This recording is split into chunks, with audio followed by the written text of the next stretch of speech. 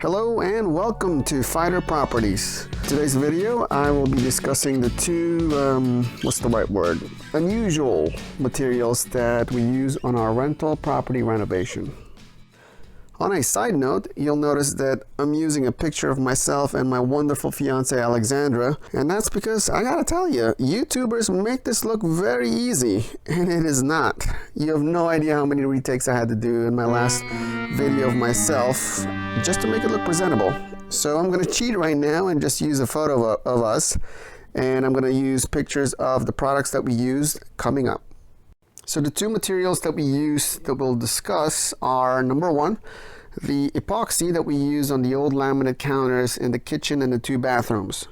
And finally, number two, something we also did in the kitchen and the bathrooms, is the wooden backsplash.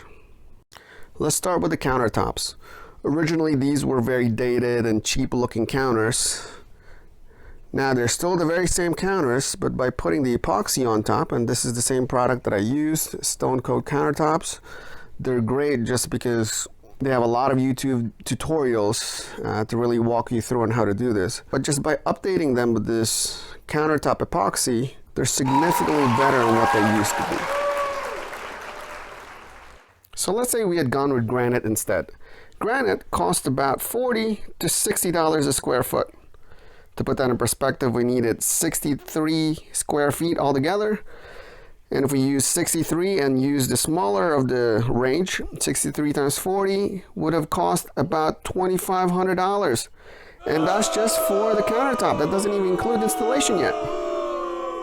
Now yes, Granite, like this one, is certainly a heck of a lot nicer than epoxy countertops that I have in this rental. But when you consider the price difference, all in, this product right here, I spent $350, and that's with me putting epoxy on that breakfast bar project. And I still have a ton of leftover that I could use for future projects. So the $350 versus the $2,500 had I opted for granite countertops, for cheap granite countertops, plus installation, this was a no-brainer for me. And I gotta tell you, once you kind of got the hang of it, using this epoxy was actually kind of fun. Next, we'll be talking about the wooden backsplash. I emphasize the word splash just because, well, it must sound crazy to have used a wooden product in a place where it splashes with water. I got this idea from a real estate investor on Instagram. Her name is Investor Girl Brit. You can also find her on Facebook. And when I saw it, I was like, wow, these look great. As long as you use nice quality semi-gloss paint and you seal the bottom with good silicone caulking, then these boards should last. But the key advantage to using this is how easy it is to install them. That ease of installation is really the main reason I went this route. If you've ever done any tile work, you'll know how time consuming that is, and let's be honest, how messy it can be. But with these, you just measure one. Once you do, you've essentially measured the rest of it. You get some construction adhesive and you nail gun them into place. And there you go. Doesn't get any easier than that. If you compare the price of this to, say, the cheapest tiles around, truthfully, you would have ended up about the same price. However, the ease of installation is just where you get all the savings. Furthermore, if I get tired of the blue, then all I have to do is repaint them. Can't say that about tiles. So let's look at the worst case scenario.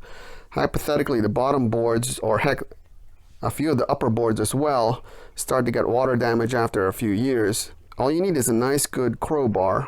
It's easy to rip them out and replace them with new ones. Now here's a big warning. I know I yelled into the microphone, but I need you to pay attention.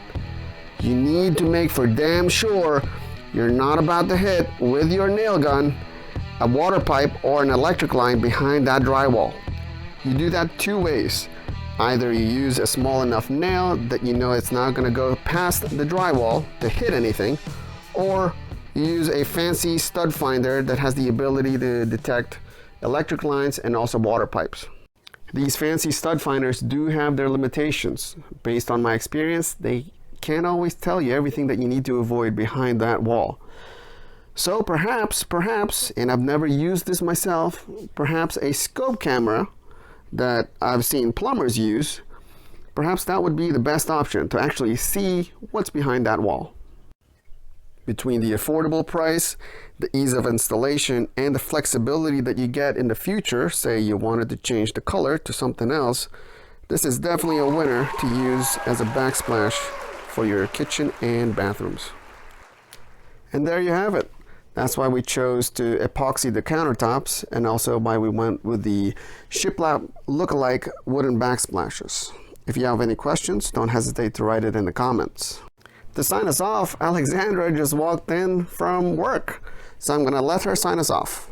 Alright guys, well thank you for watching our video. I hope you enjoyed it. Be sure to hit the like button and subscribe to our channel. And with that, I bid you all good night.